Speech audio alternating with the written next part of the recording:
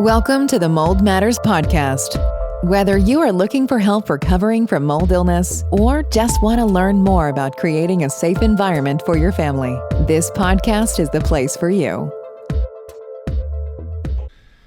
All right, welcome to the Mold Matters Podcast. My name is Jeremy Evans, co-host with Mike Adams. Hey, Mike. Hi. And co-host. You're becoming a co-host in a sense because this is your third time. Yep.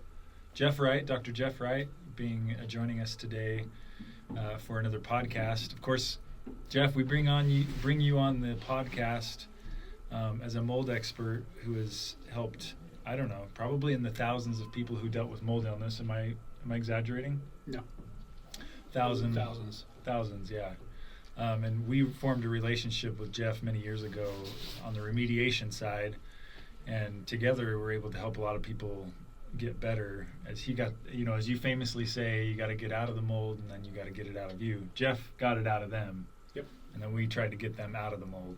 Yep. So it was a good partnership, and we've seen a lot of people get healthy. And even before the podcast, we were talking about some people that got healthy and sharing some stories that way. So always a great pleasure to have you, Jeff. You are a wealth of information on the health side. Yes, he is. It's a great pleasure to be here. Yeah, so we're always brainstorming. Mold is known as a multi-symptomatic and a multi-systemic. Is that the right word? Yes. It affects multiple systems? Yes. And so, we've talked before about the range of symptoms that can manifest in a person when there's mold illness, but there are some that are more common, or that we see a lot more frequently. And so today we thought it would be good to talk about one of the most common symptoms that we see with mold illness, and that is fatigue. Mm-hmm. In fact, and maybe we want to hear mostly from you and less from Mike and me, but I've even seen, chronic fatigue syndrome, for example. Mm-hmm. I've seen that, person bounce around trying to figure out their fatigue for years, only to realize the whole time it was their house. Uh-huh. They got on vitamins, they got on every protocol you could think of, but turned out you just needed your home remedied. So anyways. I went through kind of that same situation with my mom. I've talked about my mom's health on this before, but same type of deal. She when she was going through her illness, she woke up absolutely exhausted. Yeah. In the morning. Yeah, it's not that uncommon. So Jeff, could you kind of launch into the fatigue aspect of mold? Help us understand why that's common and maybe your insight on that. Well, fatigue is a pretty generic term, and at some point in your life you're going to have fatigue. Back in the day when I was a couple of years younger and hadn't had quite as many birthdays, I'd do all-nighters, and I would not wake up the next morning pretty tired. Yeah. And that's not the kind of fatigue we're talking about. Yeah. If you stayed up really late doing all-nighters and you've not been sleeping a lot for a while, you know why you're not tired. I mean, you know why you're tired. You know why you have fatigue. It's because you've been not sleeping, and you need to adjust your lifestyle so that you can get more sleep. But this is a different kind of fatigue. This is the kind of fatigue that is bone-crushing fatigue. I've had some people describe it as. They wake up and they're tired. They eat, they're tired. They go to bed, they're tired. They don't sleep, they're tired. They try to exercise and they're more tired. And there's just this level of exhaustion where their body just does not have enough energy. And there's a lot of other factors that I'm not going to talk about here, but just for your listeners so that they can get a little bit of quick medical tips. There's basically 4 ways you make energy.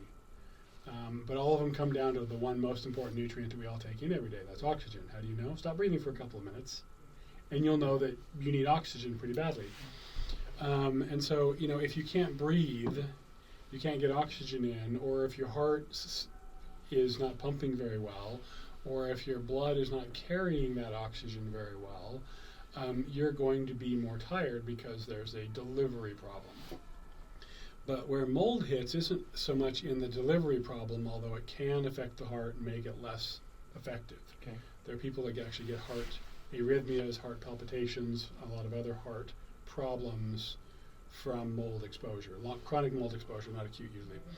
And certainly one of the most common symptoms of mold exposure is going to be respiratory, either sinuses, nose, or lungs. You're going to feel it in your lungs or your upper respiratory tract. So certainly it can affect those, but more deeply, those aren't really the primary cause of the fatigue. That's just something that needs to be kind of checked off as you're looking. The real reason is mold biotoxins are toxic to the cell. And the cell's the basic structure of life for all humans. Well, basically everything living has a cell. So if the cell doesn't work, then something isn't going to happen someplace. Everything that happens in our bodies happens in some sort of cell.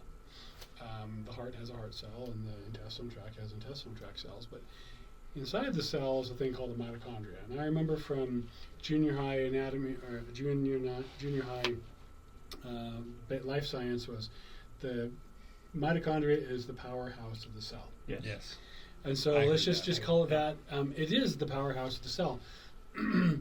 More specifically, if you go to a coal powerhouse, you throw in coal and it burns and creates heat, and then you have some sort of thing that spins that catches that heat and harvests it. If you go to a hydroelectric plant, a dam, water passes through a turbine, it goes really fast and causes that thing to spin, causing electricity. Same thing as a windmill, it causes something to spin and creates electricity.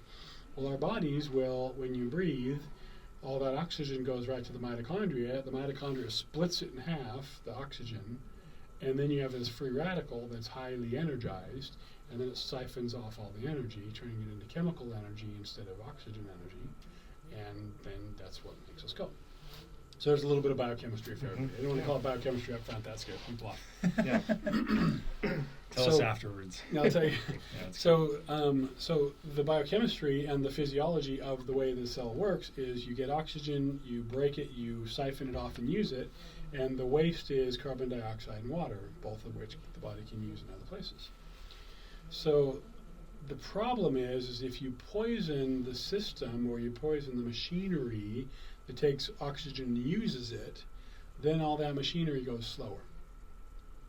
And as it goes slower, you have less energy, which means everything you think you can do is going to be slower. Now, we talked earlier today about another common symptom, which is brain fog.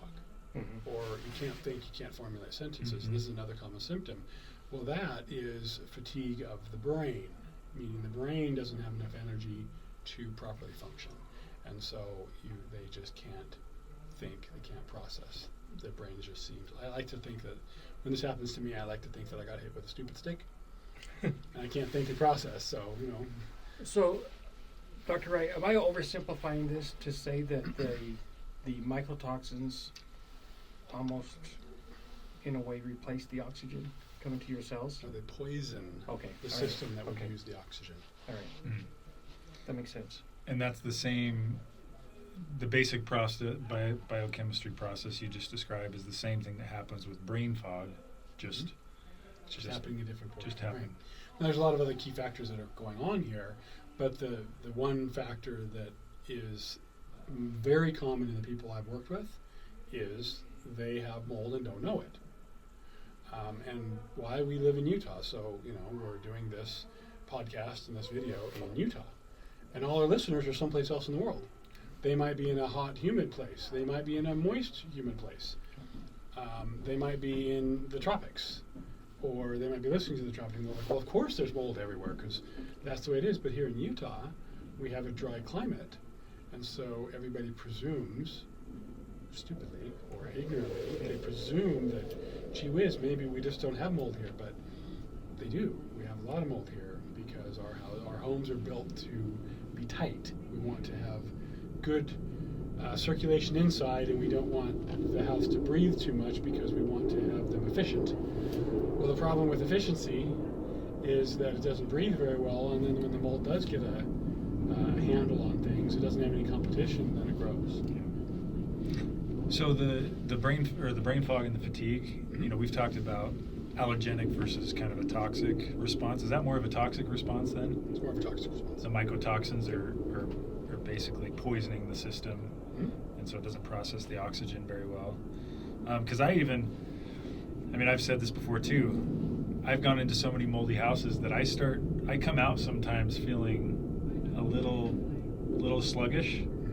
My brain feels a little. Yeah, you and I have had that same experience. We've had it in the same house. Yeah, I come out and it's hard to explain sometimes. It is hard to just explain. Don't feel quite right. And I appreciated your kind of defining fatigue at the beginning, because it does fundamentally feel a little different than when I didn't get enough sleep last night. It's like the whole system just is. Well, and think of it as everything is slower. So if we talked about brain fog is just kind of like where you have a foggy brain, your brain just feels thick, you can't put, and that might be that you can't put your word in your mouth, you can't get the word out, and you can think of it, but you just can't quite say it. It could be that you can't do math. Now, some of us can't do math anyway. We weren't born with math brains. Math is a foreign language to me. So it might be that you normally might be able to do your 2 times 2 is equal to 4, but you're like, I know that I know 2 times 2. It seems easy, but I just can't figure out how to do that. Yeah. Or it might be something like you can't remember somebody's name, and which would be usual if it was somebody you just met, but it would be very unusual if it was your spouse or your kids. Yeah. Well, kids is a different issue. But the names you should know, you might not be able to get out. You might not be able to remember. So that's where the brain fog is. If it hits your lungs, you might find that as you're exercising, you're not getting the normal, you're getting tired more easily. Or you're not being able to, I've seen race people who bike a lot, and they say, normally I can do a 10 mile, and then I start to get tired, and I'm at 3 miles, and I'm getting tired. Or now I couldn't even do half a mile, and I'm tired. Or somebody who runs a lot, and they don't, their distances and their stamina just goes down. Or if it hits their heart, that they'll feel their stamina hit, or they'll start feeling aches and pains in their heart, and they go to the cardiologist and says, no, your heart's doing great.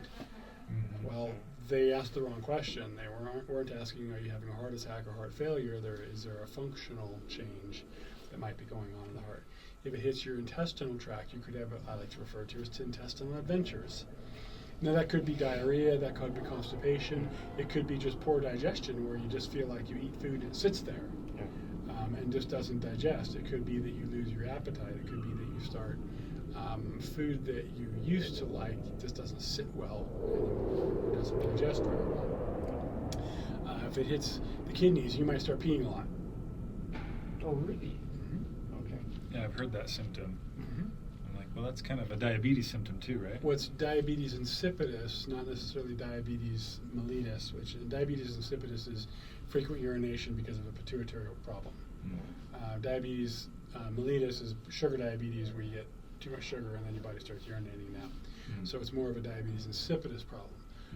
But basically, your body can't concentrate the urine anymore, and so you start peeing, and you drink this much water, which is what, 12 ounces, 16 ounces, and you pee 12 to 20 ounces, and it's like you drink a little and pee a lot, and it just doesn't seem proportionally correct for how much you do. If you get it in the musculoskeletal system, sure, you might not be able to lift as much. Maybe you can't carry in the groceries like you used to be able to, but it also could very well be that you physically can't, you have no stamina to walk. I had a patient who was toxic and mold who physically was in a wheelchair. And she was in the wheelchair because she had little to no energy, and that was the only way she could get around. Oh, wow. So that's like the extreme of the fatigue spectrum, right? Like you can't even walk. And that, oh, go ahead. I was saying that one aren't those classically diagnosed as maybe like multiple sclerosis or what? They are. The problem is with diagnosis, any kind of diagnostic criteria has diagnostic criteria. So multiple sclerosis has, well, you have all the signs and symptoms, which usually means one side is different than the other, meaning you're losing nerve function on one side or the other. But also there's often changes on MRI. And so there's other things, blood tests as well, that you can say. But what often happens is people who have this fatigue or have one of these other issues, they go to their doctor, and the doctor is an expert in neurology.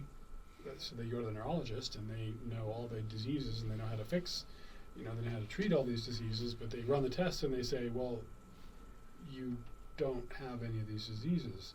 So I don't know. The good ones will say, I don't know, let's send you to another specialist. The ones that are less confident in their thing will say, well, since I know everything, it must be all in your head. They don't say it quite like that, but that usually is, if your doctor says that, it's all in your head. Well, might be in your head, but not in the way they're saying it, and so it's just them politely saying, "I can't help you." Yeah, it's the toxins in the head, not the. They're still an expert, but there's key things that they don't understand that are not part of their expertise. Yeah. Yeah. You know, I've What been were in you gonna say, homes. Seth? Yeah, I've been in homes, and I've kind of decided it must be one particular type of mold that does this. But after spending just a few minutes in a home doing an inspection, I have a hard time getting enough air to complete a sentence. And I see it maybe 1 out of every 12 or 15 inspections, and I'm pretty sure that it is cladosporium that does that to me. Oh, interesting. Because that's usually what comes back on the test, but Oh. it's noticeable. I mean, it's just like, that's not me. I should be able to complete a sentence without having to take. Oh, you're out of oxygen. I'm just I mean, out of breath. That Yeah. could be a similar deal, right? Yeah, it's like I climbed stairs, but I didn't. I'm just standing there talking to him, and I can't So, complete a and sentence. in that context, that's fatigue, but it could be the immune system responding to the mold, saying that's an enemy, let's fight that, or it could be B, the biologic toxin from that's creating inflammation or creating an insult to your lungs, like a toxic or poisonous effect on your lungs. Now, the beauty of our bodies is we have an immune system that's designed to be able to deal with enemies, foreign and domestic, all of them, including mold, including biotoxins. But some people's immune systems have the genetics where they're much weaker and can't deal with that, and they need a lot more medical help. And those people tend to get a lot sicker than people who don't have the gene.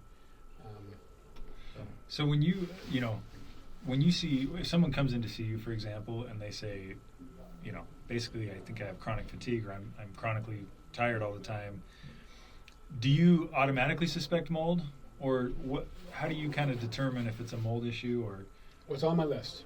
It's on your list. And it's higher on my list the older I get and the more people I work with, because as a doctor, my job is to figure out what's going on with the person. And if I can't do that, it's my job to help them find somebody who can.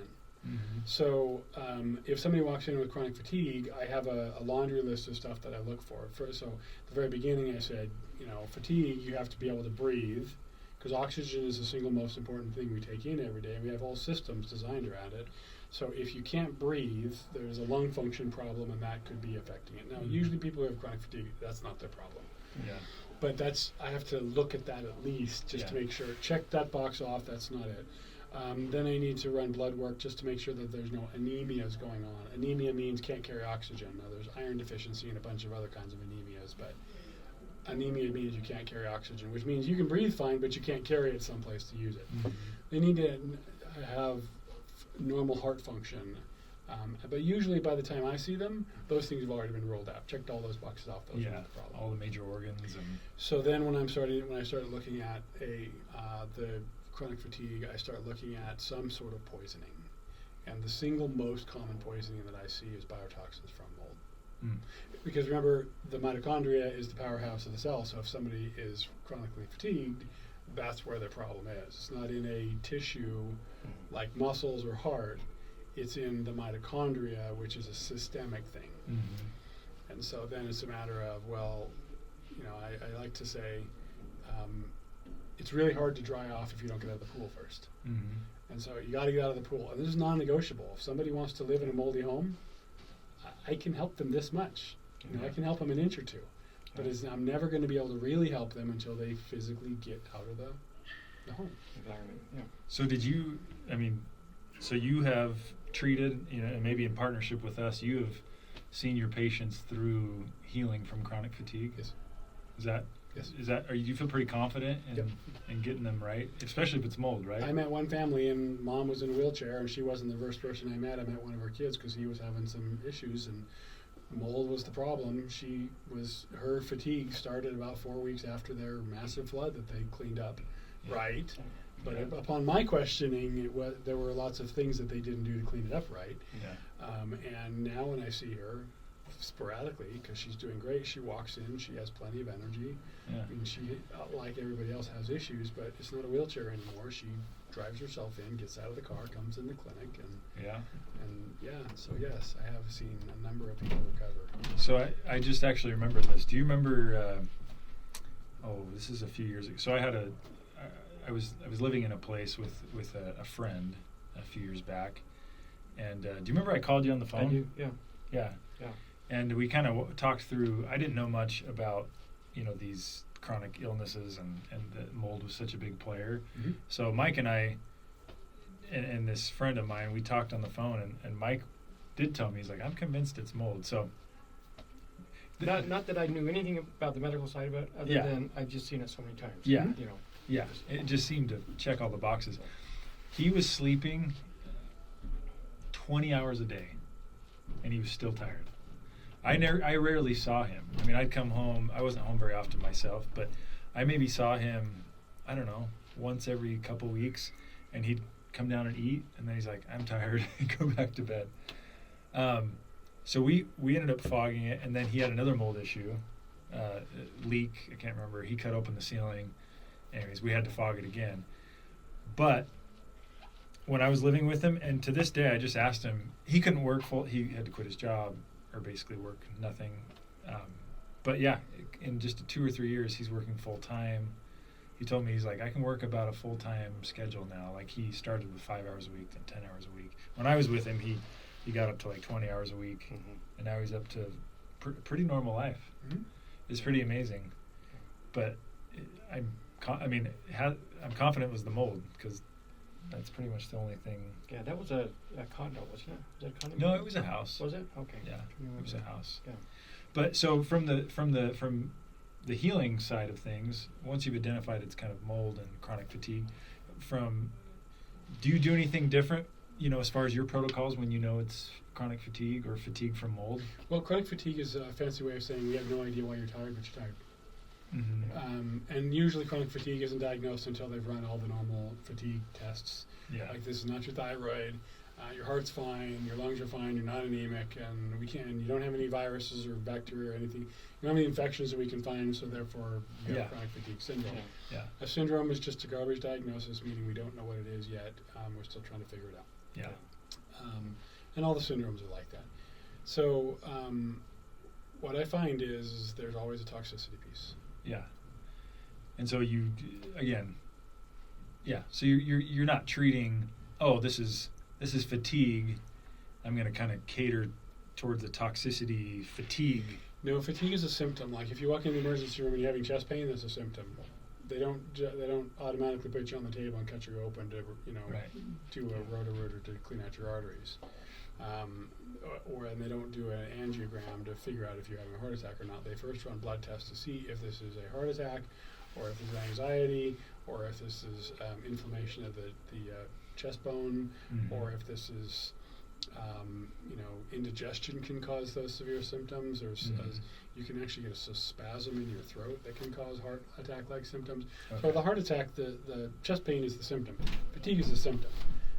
And so you really have to say, why is this person fatigued? You have to figure out what it is that's causing it. Okay. Because chronic fatigue, even though it is a technical diagnosis now, it isn't. A diagnosis tells you what's going on. Yeah. So you're not. I mean, and that's the problem. You're not going to treat symptomatically necessarily. Once you realize it's a toxic issue, you're going to treat the toxic problem. Yeah. And that typically looks like binders and That usually things, right? looks like binders, and there's a lot of cleansing that's going on. If it's chronic fatigue because somebody's thyroid is out of balance, then I want to get them on thyroid. If it's because their heart is out of balance, they're in congestive heart failure, then I want to help them to rebuild and strengthen their heart. But if it's a toxin problem, then the first step is A, get out of it so that you're not being exposed anymore. Again, you have to get out of the pool before you can dry off. And then B is detoxify from the toxin. The body's immune system will get rid of biotoxins from mold. It just has two primary methods. The first one is the immune system, and if the immune system isn't working properly because of genetics or whatever, the second one is the liver. The liver will dump it into the bowel. The binders just help that to exit so that it doesn't get recycled. Yeah. But there's also, if there's a mitochondrial issue because the toxins have poisoned certain pathways, nutritionally speaking, you can rebuild those pathways. You can give the body what it needs, and the body will fix it. Yeah. Once you remove the poison, the body will fix it. I often think about, oftentimes, as Jeremy mentioned, we can go into a house and just spend a few minutes until we feel like garbage after being in that home. You think about people who are living there and sleeping and all the time. All the time. It's horrendous what it can do to their health. Yep. Yeah, especially during these COVID times where people working from home. Yeah. I feel like I've seen a spike in problems because they're in it all the time, almost 24/7 in some cases. Well, now the parents are starting to see why their kids were having problems, because now the parents are living there 24/7 trying to work from home, and they're wondering why. Well, this kid just has ADD. Well, they might. Yeah. But that ADD might have been caused because of a mold exposure in their bedroom, or they're flunking out of school. Well, now you're helping them with schoolwork because you're home all the time, but wait, you really know how to do this. Why are you flunking out? Oh, it's because your brain is sluggish because you're living in the room that has mold from, the damage. Yeah. Is there anything else, Dr. Wright, that would be worthwhile to mention in regards to fatigue and the mold and toxic issue? I don't want to interrupt your train of thought, but I oftentimes drink energy drinks, and I know I shouldn't. Mm-hmm. Tell me your thoughts on energy drinks if you're chronically fatigued. Well, you were asking, is there anything else? Yeah. People who are already doing the simple, they're usually already doing the simple explanation, like drinking energy drinks. Yeah. And so you don't need you don't need a Band-Aid. You already have the Band-Aid. You've already mastered the Band-Aid. You know exactly what it's going to do. The only reason why I have a problem with energy drinks is it usually causes you to get more energy, and you're not addressing the primary problem. Yeah. And so you end up burning the candle at both ends. Yeah. And so I don't mind splurging, and shoot, I occasionally splurge on an energy drink. Or if it's a life-threatening situation, like I'm on a road trip and I'd like to not die because I fell asleep, that's a great reason to use an energy drink. The concern is there's something else missing, and it's sometimes it's lifestyle. It's like you're working 23 hours a day. You need to take a little bit of time off. Yeah. You can't sleep for an hour a day. That's not enough. But usually there's something else going on. Usually there's a lot of other factors, and there's a hormone component. There's thyroid hormones, which set the baseline of how much energy, how fast the mitochondria can work. So the thyroid's something you look at. For us guys, testosterone. For girls, they need a little bit of testosterone and a lot more estrogen and progesterone. We guys need a little bit of estrogen and progesterone and a lot more testosterone. It's a difference in men and women, but that plays a role. So the biggest concern that I have with energy drinks is they mask something else that's going on. So if you basically get to the root, you mentioned all these areas that could be affected, thyroid, the mitochondria, whatever.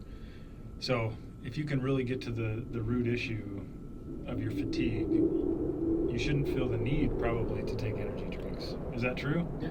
Because I've heard you say before, like, you shouldn't be dragging all day long, we get into toxicity. Even when you're 70 I don't want to spend much time right? on this, but there's other factors here that are ubiquitous, and basically if you're breathing air, it's a potential problem. So that basically covers every human on the planet. Our world, and I'm not a pot-smoking hippie, I'm not like an environmentalist. I think freedoms are far more important than the freedoms we remove because of environmentalism. And so that being said, our world has a lot more stuff in it now, just by nature, than it did 100 years ago.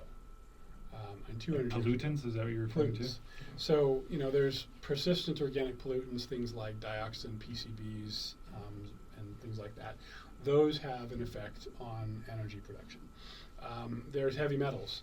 If you have ever had a silver filling in your mouth, you have mercury from the silver filling, because mercury amalgam fillings are more than 50% mercury by weight. And I had a bunch of those as a kid. So I know, and I tested, I know I have mercury in my system. If you lived in a home that had lead paint, there's a high probability you have lead from them. But maybe you didn't live in a home with lead paint. That's really cool. But if you were breathing before 1987, you have lead, because it used to be in a thing called leaded gasoline. Now we have unleaded gasoline. Yeah. Okay. But leaded gasoline was putting lead out the tailpipe. So if you were breathing before 1987, when they took it out, you have lead. But cool, let's say you were born after that. You're safe, right? Yeah. No, your great-grandmother could have given it to you because lead can cross the placenta up to 4 generations. Really? And have a nice Interesting. day. Wow. Yeah. So the key here is understanding that our world has a lot of other factors. Yeah. Mold is the biggest one that I see because it's ignored. Yeah. The other ones, people just don't know about them. But when you look at all of those things and you start looking at, well, where are my issues? Well, mold is easy. I mean, it really is. You leave naked and never go back, you'll be fine, right? Well, leaving naked is not really high on the priority list for most people. But if you can get pure maintenance to come in, or one of the, one of the licensees, mold busters or whoever, they come in and fog, and you get your house cleaned up. Now you have a clean living environment, hopefully. Now you can have a place where you can heal. You've gotten out of the pool, you can now dry off. And if you get 100% better, that means 100% of your problem was from mold. But if you get 50% better, that's still a bonus. That's wonderful. So now let's look for the other 1,000 things that could be affecting you. And history tells you a lot about where things can come from, where you've lived. You can look at the environment. And then if you know, gosh, I can avoid that. I don't need to put that in my system anymore. I used to get really tired in the afternoon. Turns out I had an environmental problem called I was eating sandwiches for lunch, and those would knock my blood sugar down, make me really sleepy in the afternoon. Mm-hmm. The fatigue. So you're allergic to sandwiches, literally. Yeah, I love them. They just don't love me. No, I couldn't digest them. It was a digestion problem. Yeah. So, in essence, you look at all the different things and do as much of this as you can yourself, because the more you figure it out, gosh, this is causing me a problem, or gosh, I went to Hawaii and I felt lots better, and I came home and I felt lots worse. Well, maybe there's something in your house that's causing you a problem. Yeah. Mm-hmm. I mean, I love to say everybody should move to Hawaii, but Hawaiians can't handle everybody moving there. I talk about the story of my mom a lot, probably too much, but when I got home from my church mission, she was in a wheelchair. When I left, she was completely healthy, vibrant woman. Yeah. For about 3 or 4 years after she had been in a wheelchair, my dad received an assignment with his work to go to Okinawa, Japan. They went to Okinawa, and all of a sudden we start getting these videos of Mom. She's not in a wheelchair anymore. She's up. She's fine. And it was simply not. Looking back at it now, she got out of that moldy home. Yeah. That's exactly what it was. Because you said there were lots of floods and things in that home, right? Yeah, constantly. And then she moves back home 2 or 3 years after the Okinawa assignment. Sure enough, she starts getting sick again. Yeah. Well, I think this has been a good amount of information for one podcast. Just chatting with you, I think I have a couple more podcasts that I think we should do. I know we talked before the show about let's do one about hormones. Mm-hmm. Let's address the hormone issue. I also, repairing the mitochondria. Mm-hmm. Do you think that'd be a worthwhile topic? That we can touch that, but that's a lot more complicated, because when you want to repair the mitochondria, you have to figure out which is the thing that's poisoning it. And so there's a lot of testing that goes into that. Otherwise, you're just throwing a lot of things that may or may not work. Yeah, and I was thinking specifically because you mentioned there's a lot of nutritional. Yes. I think a nutritional kind of whatever your nutritional advice is for that'd be great. Repairing, because that's a big component to repairing the mitochondria, right? Mm-hmm. It is. I'd like to hear, because everyone's read a million things about diet, and so I'd love to hear your thoughts on diet. So we can do that another time. That'd be another podcast. I've got a lot of opinions on diet. We'll add one more to the mix. So, all right. Well, I think that's good. Unless you have anything else, Mike or Jeff you. on it's been fatigue. A pleasure. Yeah, let's do it again. Thanks, guys. Thanks for listening to the Mold Matters podcast. Be sure to subscribe for more in-depth information on mold illness and recovery.